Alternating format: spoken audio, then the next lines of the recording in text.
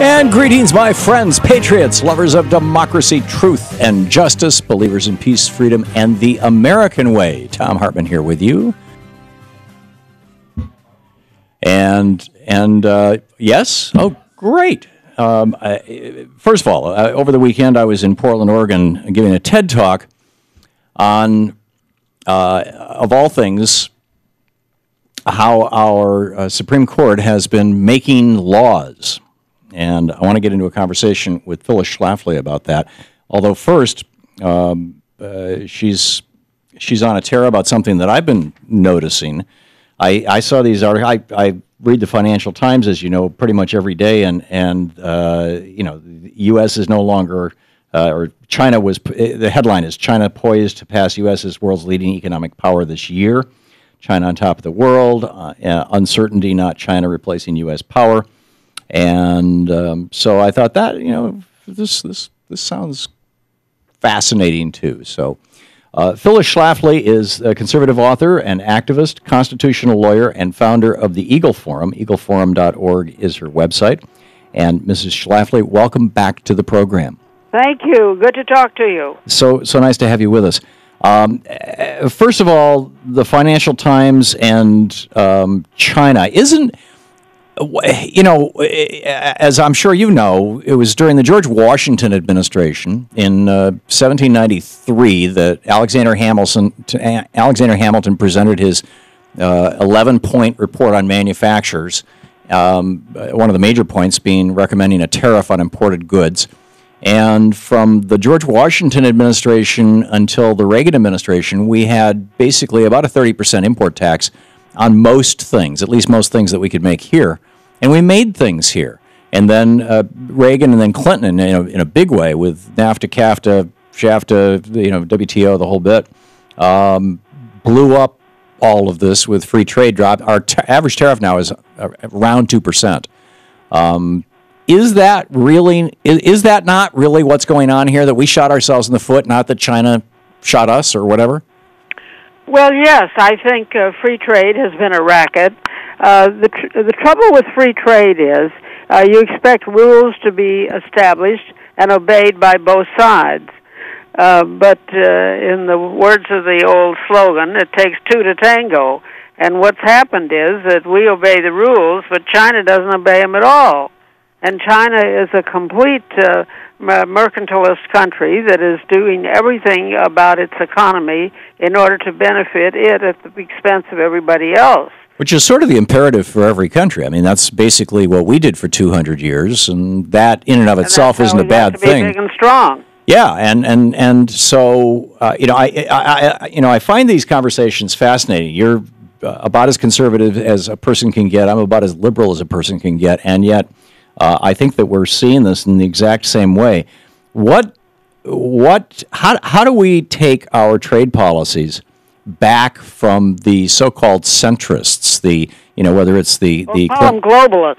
Yeah, that's fine. Who want to force Americans to compete with the low-wage, poverty-stricken people in other countries. Yeah, and I don't see why we should. Yeah, you're singing my song and Bernie Sanders' song. So how do we? In the Democratic Party, there is a revolt brewing. The Progressive Caucus, which is 80, 90 members of the House of Representatives, just proposed a budget that included tariffs, that included, basically repudiating free trade. And many of these folks have been on our program saying, let's get rid of this stuff. So that's happening. I mean, it's only about a third of the Democrats in the House of Representatives. I'm hearing not a peep out of the Republicans other than maybe Rand Paul. I'm not sure if it was his position on this. But how do we get our respective political parties, your Republicans, my Democrats, to wake up on this? That Ross Perot was right. This 30-year experiment in so-called free trade has been a disaster for us. Well, I think we just have to keep telling the truth, because the American people understand this, and the American people are not for free trade. They see it's cost them jobs. And it used to be that the average guy with only a high school education could get a pretty good job, enough to support a full-time homemaker and buy or rent a house for his family and support his family. And they just can't do that anymore. And the globalists Well, they simply want to make us like other countries, and other countries are mostly have a few rich people at the top, and then everybody else is in dire poverty. That's what Mexico is. Mexico, I think, has got the richest man in the world. Yeah, Carlos Slim. Yeah, and so there are a handful of them at the top, and the rest of them are so poor they're willing to swim across the Rio Grande and tangle with our border guards in order to get into this country and make some kind of a life for themselves. Yeah, yeah, and these and now and the answer to this has, I mean, in fact, if you want to talk immigration for a second. Well, look, tell me, what sense does it make that if you produce something in the United States, you're paying the highest corporate taxes of any country in the world, but if you build a plant overseas and build it and produce products overseas, you're not paying any income tax on it. Yeah, and we have. What kind of sense does that make? Well, it makes very little sense. The fact of the matter is that corporate America doesn't pay the highest tax. We have the highest tax rate, but in terms of actual payment, we're like 26th, I think, in the world in terms of collections. But your point is well made. Yes, it's enough to induce them to have plants overseas. Sure. Now, China is so crooked. Not only when they let us build a plant in China, they insist that the manufacturer give them their patents, their trade processes, all their know-how, and make China a partner in the management of the company. Yeah, and the other thing that I think most Americans are just only now starting to figure out is that you don't just move one factory over to China or Vietnam or Mexico, or I mean, pick your low-wage country. It's not just that you start manufacturing, for example, GM was manufacturing Chevy engines in China, because there's this whole thing called the supply chain. And in fact, an Apple executive was talking about this a few weeks ago to the press about how, if we need an extra 100,000 batteries, we can just, snap our fingers and get it in a day and a half because the battery factory is right down the street from, where the phones are built. Or if we need some extra chips or some extra screens, there's all these pieces to the supply chain. And we didn't lose just one factory. I mean, as Bernie Sanders pointed out on the show last week, just since 2000, we've had 60,000 factories in the United States close and go overseas. It's really depressing.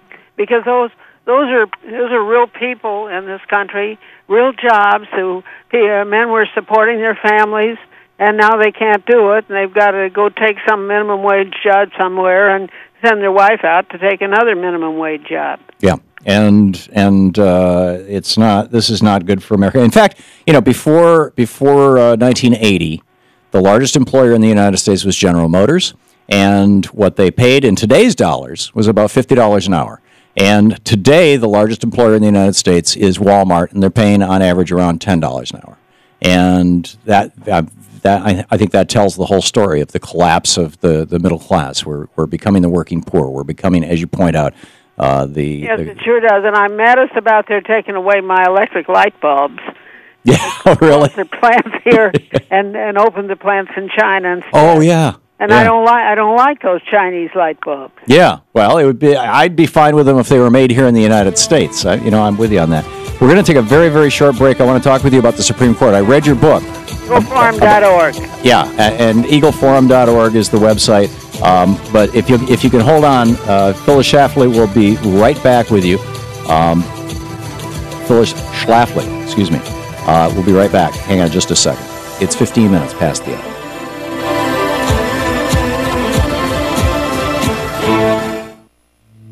This is the Thom Hartmann Program. We'll be back with Phyllis Schlafly in just a moment. Her website, eagleforum.org.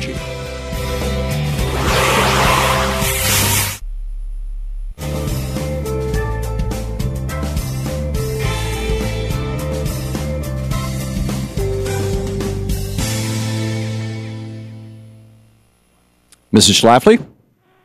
Yeah. You're still with us. Great.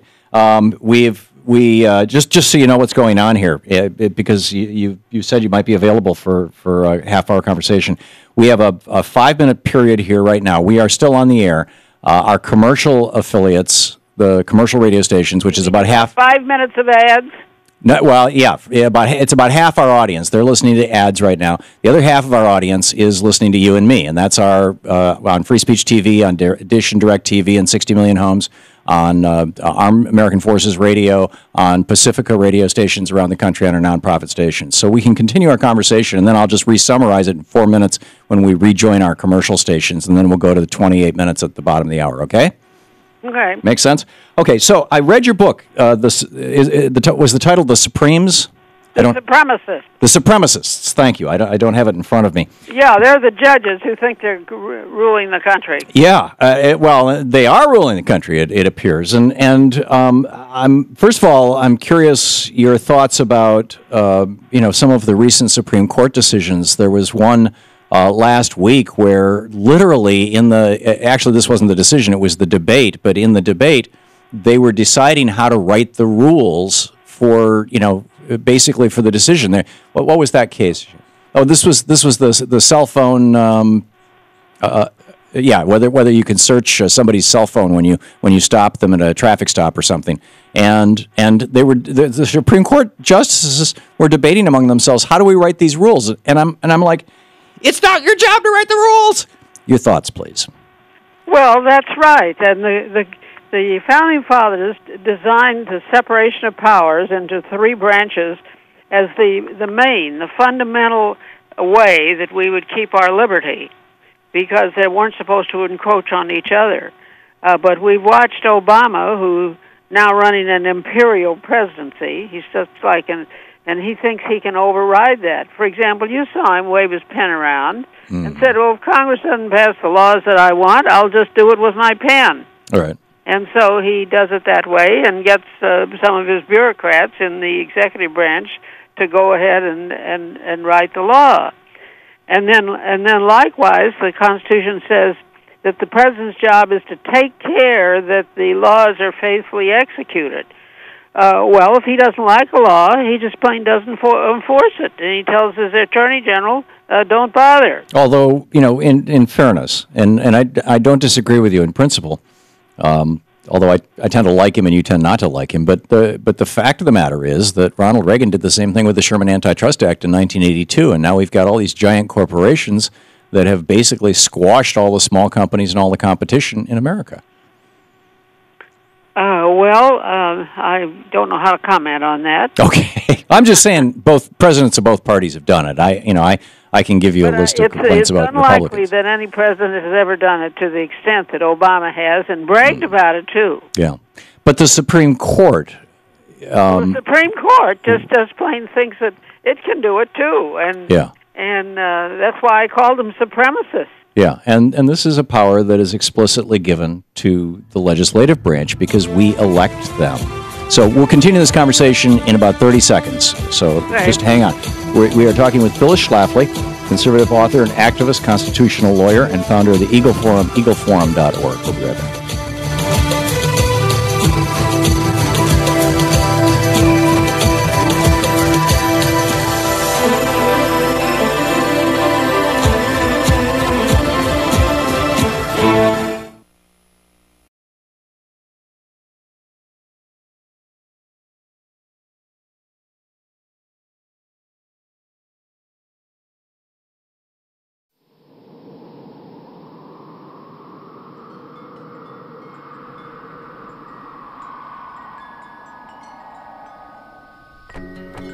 I probably would make a time machine.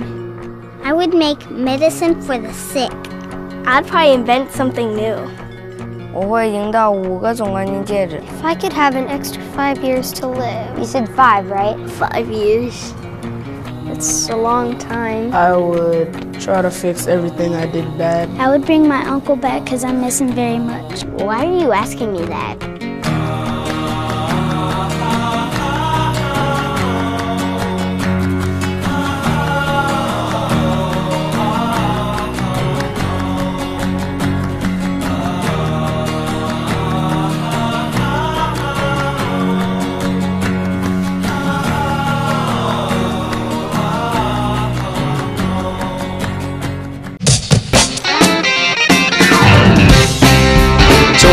with Phyllis Schlafly, the conservative author and activist constitutional lawyer and founder of the Eagle Forum, eagleforum.org. And since our last conversation, which was a few weeks ago, I went online and I bought Phyllis Schlafly's book, The Supremacists, and read it. And, while, again, our politics are very different, and I would have picked different things to be outraged about, I think the idea that the Supreme Court has basically taken on a legislative role in writing laws is crazy. Mrs. Schlafly, you're still with us, right? Yes, I am. Thank you so much. I had a couple of questions that things I didn't know that I learned reading your book, and I'd like you to amplify on or just share with our listeners and our viewers. You pointed out, first of all, that for the first roughly century of the United States, certainly the first half century, we had Marbury versus Madison and Dred Scott, the only two times that the court was using judicial review to reject a law. But then, they started using judicial review a little more often, but it really has only been since the 50s, and I think you were assigning the Warren Court the beginning point of that the Supreme Court has gone beyond saying, this is our decision in this case about this person, and instead has started saying, this is our decision in this case about this person, and therefore it applies to everything that might have anything to do with this. Oh, and by the way, here's the details of how the law should be as if we wrote it. Do I have that right? Yes, you are, and that's why I call them supremacists, because they're trying to rule the country in ways that the courts were not designed to do. And if you really examine Marbury versus Madison, it was a much more limited decision. The one who completely understood it was Abraham Lincoln. And the most objectionable Supreme Court decision, I think everybody would agree in history, was the Dred Scott decision of the middle of the 19th century, which said that it was okay for a man to own a slave, own a person. And faced with that Supreme Court decision, Abe Lincoln said, well, we have to accept what the court did to poor old Dred Scott, but we don't have to accept it as a national rule. We don't have to accept it as a precedent that will bind other cases, and we can hope that it's going to be overturned. Right, and in fact, he issued. If we submit to that type of rule by the Supreme Court, we've lost our right to self-government, and we are subject to what he called that eminent tribunal. And we don't want to be subject to that eminent tribunal. And so I'm really worried about what the court is doing to marriage now. Mm-hmm. Now, the Windsor decision last year did not make gay marriage a constitutional right, but they opened the door, and now all of these lower federal courts are chiming in to kind of expand it. Well, and as I think it's not a court function, right? And I think you and I had this conversation maybe a year ago that had the Supreme Court in Roe v. Wade in '73 not ruled the way they did and established law, defined 3 trimesters, that it would have been worked out through the states and through the legislative process, and we probably would have eventually come to a national consensus. And instead, here we are 40 years later still fighting with each other about it. Yes, there's a new book out, the name I've forgotten, but it's a very good explanation of all the mistakes and the violation of their own rules that the Supreme Court did in Roe v. Wade, which has brought us this problem. Yeah, I think that's probably one of the more obvious and well-known examples of the court literally writing law and putting it into law, and one with which I agree with you in your disagreement of it, although for different, I would have. Well, it was a legislative matter. Yes, and the courts grabbed it. Yes, absolutely. So, what do we now? The Constitution not only does not grant these powers to the Supreme Court, but Article 3, Section 2 explicitly says that Congress not only can regulate the court, but can also define exceptions to what the court can rule on. So couldn't Congress simply pass a law saying the court cannot rule on issues of abortion, or can't rule on issues of gay marriage, or can't rule on issues of campaign financing? And I've been a great advocate of Congress withdrawing jurisdiction from the federal courts over those areas where we don't trust them. And that would include marriage, the Ten Commandments, the Boy Scouts, and certain religion cases and so forth. Yeah, and I have a list for myself too. But they're all scared to do it, and why? I find enormous timidity among the people in Congress in dealing with that issue. Now, when the Democratic Majority Leader, probably a friend of yours, was he from South Dakota? Was he named Tom Daschle? Well, he didn't like what EPA was doing in certain areas of South Dakota, and he got Congress to pass, and it is the law, to take away jurisdiction from the court to handle those EPA rules in that area of South Dakota. I saw that in your book, and it shocked me. So anyway, we'll have to continue this conversation another time, but I wanted to give it a good plug. I think it's a concept. Glad to talk to you anytime, and in the meantime, my website is eagleforum.org. You got it, and I will plug it again in just a moment. Phyllis Schlafly, conservative author and activist, constitutional lawyer. You're listening to the Thom Hartmann Program. Call 866-987-THOM. Constitutional lawyer and founder of the Eagle Forum, the website eagleforum.org.